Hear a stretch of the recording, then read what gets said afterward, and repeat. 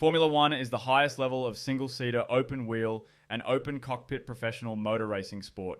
The Formula One Championship consists of a series of races held on various tracks and circuits in different countries, with the top-tier drivers and teams competing for the Drivers' and Constructors' Championships. The first Formula One race was held in Silverstone, UK in 1950. Formula One racing is governed and sanctioned by a global body called the FIA, that stands for Fédération Internationale de l'Automobile. The FIA was founded in 1904 and administers a host of motorsport competitions around the world, including F1. They oversee the technical, sporting, financial, and safety regulations, ensuring that competitors are properly complying with the rules. Formula One is owned by the American mass media company called Liberty Media Corporation. What that means is Liberty Media holds the sport's commercial rights. Here are some interesting individuals you might spot during a race weekend. This guy is the president of FIA. This guy is the CEO of the Formula One Group. And this is the motorsport director of Pirelli, the official tyre supplier of Formula One. You will often see him presenting the Pirelli Pole Position Award to the pole setter. Now let's talk about the teams and the drivers. At present, Formula One comprises 10 competing teams, and these are Red Bull, Mercedes, Ferrari, McLaren, Aston Martin, Alpine, Williams, AlphaTauri, Alfa Romeo, and Haas. These 10 teams consist of 2 drivers each, with additional reserve drivers available in case the primary drivers are unable to participate during a race weekend. These are the current drivers. Currently, the grid features 3 world champions: Lewis Hamilton, Max Verstappen, and Fernando Alonso. Max is the reigning world champion, having secured victory in the last 3 championships. Moving on to the cars. The Formula One cars are highly sophisticated machines with cutting-edge technology and are the fastest cars in the world around a racetrack, owing to very high cornering speeds achieved through the generation of large amounts of aerodynamic downforce. For each generation of a Formula One car, the FIA provides a comprehensive set of regulations governing aspects such as car design, engine specifications, minimum and maximum weight limit, and numerous other critical guidelines that all competitors are required to follow. The teams subsequently craft and refine their cars, employing their unique methodologies while adhering to the regulations. The current generation of Formula One cars are powered by 1.6-litre turbocharged hybrid V6 engines, featuring kinetic and thermal energy recovery systems, giving the drivers about an extra 160 horsepower. The drivers maintain continuous communication with their team stationed on the pit wall. Additionally, they utilize a built-in drink system to stay hydrated while racing. The cars feature a drag reduction system, or DRS, that can be engaged on specific track sections, usually the straights, to aid in overtaking. However, DRS activation comes with a condition. Only the trailing car can activate the system if it was within 1 second of the leading car upon passing through the DRS detection zone. Let's talk about the tyres. And you might be wondering what's so special about the tyres? Well, each race weekend Pirelli brings 3 dry tyre compounds and 2 wet compounds. The dry tyre compounds are allocated based on factors such as track surface, temperature prediction, and if there are areas along the track where the forces to which the tyres are subjected are high, like the curbs. The initial option is the soft tyre, recognised by the red outline on the sides. This compound provides the highest level of grip, warms up rapidly, and ensures increased contact with the track surface.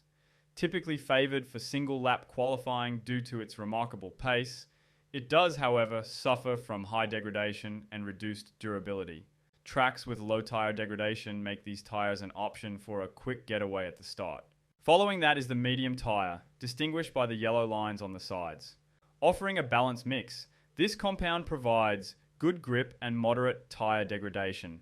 Although it lacks the grip level of the soft compound, it strikes a balance by offering decent durability, providing a compromise between endurance and speed. Lastly, we have the hard tyre, identified by the white lines on the sides. While this option boasts the least grip among the 3, it compensates with the highest durability, making it an optimal choice for extended runs and a favourite on circuits with high tyre wear. Teams are required to use 2 distinct tyre compounds during the main race, except in wet weather conditions. During wet races, the preferred option is the green intermediate tyres that delivers quicker lap times while maintaining good grip. The blue extreme wet tyres are solely utilised in intense rain and flooded track scenarios, often leading the race to get red flagged, rendering them less practical in other conditions. Now let's talk about the race weekend format. The activities commence on Thursday, which involves driver interviews, press conferences, and teams preparing for the weekend. Then on a regular race weekend, Friday features two 60-minute practice sessions for teams to set up their cars and carry out a variety of runs on different fuel loads and test the performance of different tyre compounds. Saturday starts with a third practice session for last-minute tweaks and learnings. After final practice, drivers head into a 3-stage qualifying session, with the slowest 5 drivers eliminated in an 18-minute Q1 and 5 more in a 15-minute Q2 segment. A final 12-minute long Q3 determines the top 10 grid slots. The fastest driver in Q3 is presented with the pole position award. Recently, the FIA has introduced an alternative tyre allocation for the qualifying, and it takes place on a few selected weekends. Basically, in this format, tyre compounds are mandated for each stage of F1's usual 3-part qualifying session. Only hard tyres in Q1, followed by medium tyres in Q2 and soft tyres in Q3. Then on Sunday, the main race takes place. Each race on the calendar has a set number of laps based on the length of their respective circuit and spans approximately 305 kilometers in distance. The FIA has also introduced a new sprint weekend format which takes place on a few specific circuits. Here's how it works. In the sprint weekend, there is only one practice session on Friday, followed by qualifying for the main race. Then on Saturday, first there's the sprint shootout, which is just a fancy name given to the qualifying for the sprint race. The sprint shootout format is quite similar to the normal qualifying, with each segment being a little shorter. New medium tyres are mandatory for Q1 and Q2, and softs, which do not have to be new, must be used for Q3. The shootout is then followed by the sprint race, which is a short race of about 100 kilometers. The main race on Sunday stays the same like the regular weekends. Now let's take a look at how the points are distributed on a regular weekend. Only the top 10 finishers in the main race receive points distributed as follows, and trophies are awarded to the top 3 finishers. Recently, Formula One has introduced the practice of awarding a medal to the race winner, which in my opinion feels a bit odd. The driver who sets the fastest lap during the race earns an additional point provided they finish within the top 10 positions. Kind of unfair, isn't it? During a sprint weekend, additional points are up for grabs in the shortcut down sprint race, with points awarded to the top 8 finishers. Unlike the main race, there is no point for the fastest lap in the sprint. Another integral aspect of a Formula One race involves the flags waved by the trackside marshals. Despite the cars being equipped with radio systems for immediate information delivery to drivers, the flag system, now complemented by LED boards in the modern era, serves as a reliable method to inform all drivers about the current track conditions and other information. Here are some commonly used flags that you'll often notice during a race. First is the green flag, which symbolizes normal race conditions. Second is the yellow flag that signals danger on the track and requires a speed reduction from drivers. During this, overtaking is prohibited. A double yellow flag is usually used when a serious accident has occurred and the track is partially or completely blocked.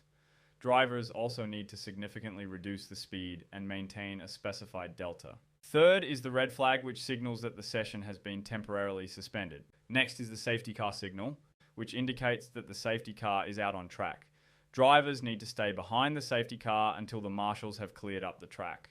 The VSC, or virtual safety car, is for minor incidents where no safety car is on track, but drivers must slow down to a required delta.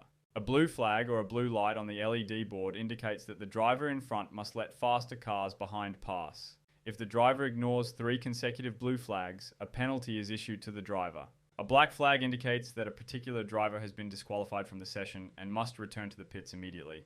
A black and orange flag indicates that a particular car is damaged and must return to pits immediately. A black and white flag is shown for unsportsmanlike behavior, like weaving on the straights or defending in a dangerous manner. Another infringement after a black and white flag results in a penalty. A checkered flag signifies the completion of the session. After this point, drivers cannot commence new laps, but are permitted to finish their ongoing laps. Next up, we have the penalties. Race directors and stewards meticulously monitor the race and promptly issue penalties upon discovering any violations. Occasionally, penalties are issued post-race after thorough scrutiny of infringements, an area where Formula One could enhance its process. Time penalties, drive-through penalties, and grid drop penalties are among the most common sanctions. Now, let's take a look at some common errors and mistakes that could result in penalties for drivers or teams. Ignoring flags and signals, overtaking off track. making contact with another car in a rather aggressive fashion, shoving another car off the track and gaining an advantage, not serving a penalty properly in pits, speeding in the pit lane, incorrect starting position, violating track limits too many times, usually 4 repeated violations lead to a penalty, joining the track in a dangerous manner, unsafe pit release, slowing too much under the safety car or virtual safety car to gain an unfair advantage, impeding by parking the car on the racing line when the car behind is on a fast lap in qualifying, jump start, failing to follow race director's instructions, cutting corners too many times and gaining an advantage, crossing the white line on pit entry or exit. There are also infringements that can lead to a post-race disqualification, such as failing to submit 1 litre of fuel sample from the car after the race, or improper wing or body parts dimensions, excessive plank wear, etc. There's an additional penalty point system in place for drivers engaging in dangerous actions like causing collisions or disregarding flags. These penalty points stay on their super license for a year. Accumulating 12 points within this time frame results in a 1-race ban. And if you don't want the penalty of missing out on my new videos, make sure to subscribe. Now let's continue with the video. The 2024 Formula 1 calendar features 24 races across 22 different countries.